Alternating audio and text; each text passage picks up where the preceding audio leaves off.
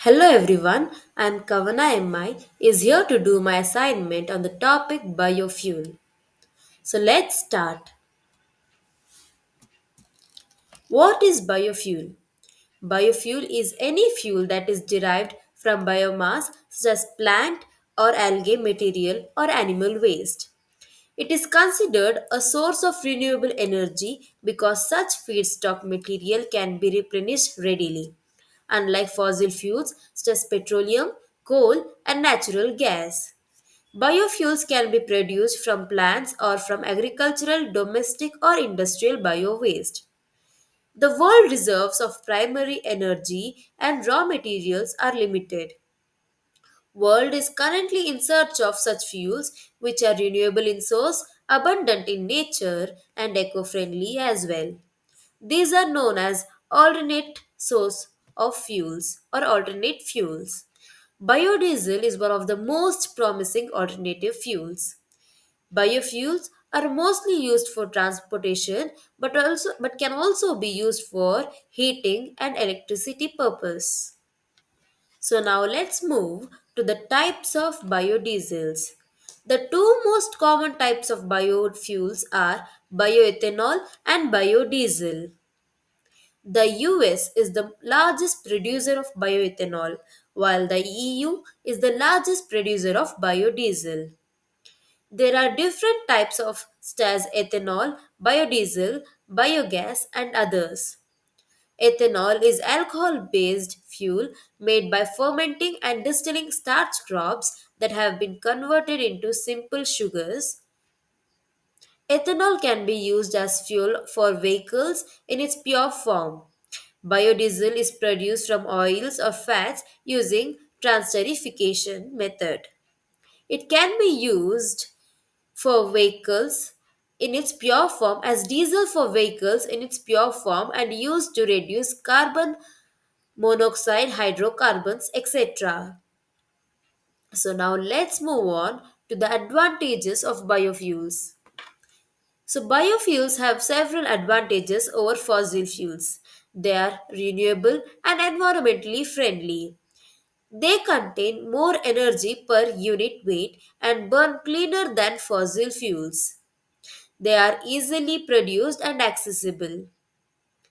In general, biofuels emit fewer greenhouse gas emissions when burnt in an engine and are generally considered carbon neutral fuels as the carbon emitted has been captured from the atmosphere by the crops used in the production.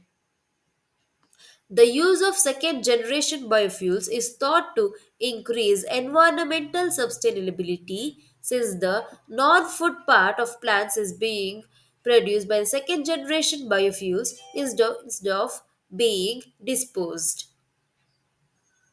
So, now let's move to the next topic, that is uses of biofuels. So there are 10 uses of biofuels. The first, the most common use of biofuel is in transportation. The next, energy generation, provide heat, charging electronics, clean oil spills and grease, cooking, lubrication, remove paint and adhesives, create energy when fossil fuels run out, reduce cost and need for imported oil. Since the fossil fuels like diesel, petrol are running out because the time taken for them to be replenished is more, biofuels come into play and play a major role in the transportation because they get more faster replenished. So now let's move to the next topic. So this flow chart shows the extraction of biodiesel from Jatropha seeds. So Jatropha seeds is nothing but the seeds obtained from the Jatropha crocus plant, which is usually found in the Coimbatore area or hilly areas. So what happens here is the Jatropha seeds is first sent to the oil extraction unit where machineries are present to press the seeds and extract oil from this. So the oil is extracted from the machineries and the left out part, which is called as oil cake, is used as manure or animal feed. But before using it as animal feed, it is detoxified first and then used as animal fodder. The Jatropha carcass oil is used in lamps and stoves in remote and rural areas.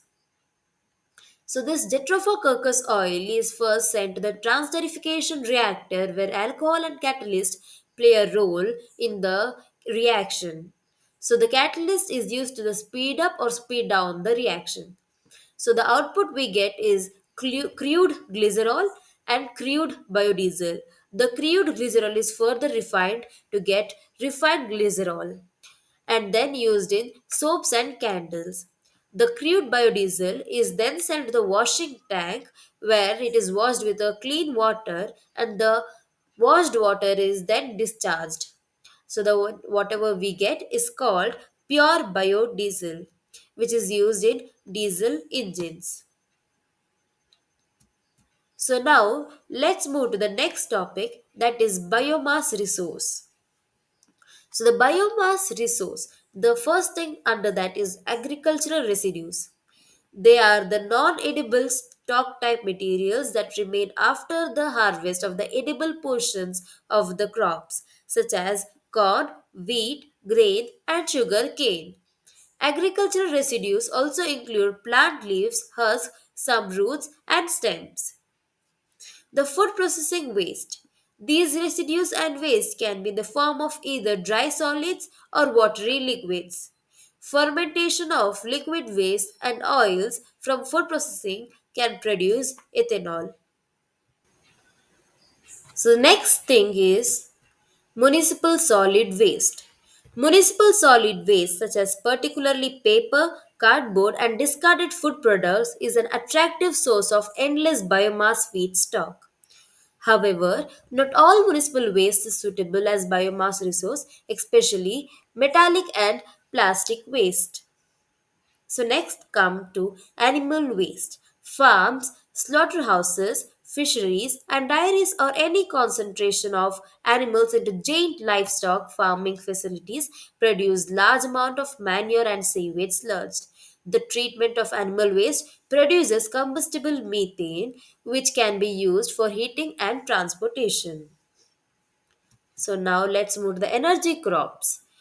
An energy crop is a plant grown as a low cost and low maintenance harvest used to make biofuels such as bioethanol or combusted or for its energy content to generate electricity or heat.